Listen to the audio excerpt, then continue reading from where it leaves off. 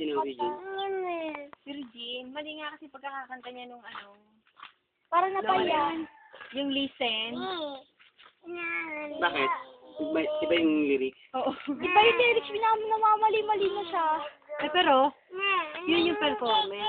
Kahit na namali ka na sa lyrics, basta tama pa rin sa pakinig nung ano yung letrang binibigkas mo. Kaya nagpasok ka nga ng ibang words, mali naman doon sa ano. Kasi naiinigyan ko yan! Nagpasok sila ng word na hindi naman dapat. Tanga. Yung pinasok niyang words, angkop doon sa kinakanta niya. Kaya lang, doon sa talagang original na letra, tanga, ay hindi yun. Oh, get mo? Get mo? Yun ang ibig sabihin ni Sinita.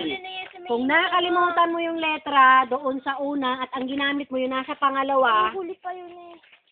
okay lang yun. Oo, wala na itong ipinaubaya naman eh. Kara, Ay, nagkakrukam-kam man. magkano bili mo doon sa mga pala 200? Hindi, ang tinatanong niya sa cellphone. Kara! Nakakontak ako eh. Nagwa-walk out na din si Kara. Gusto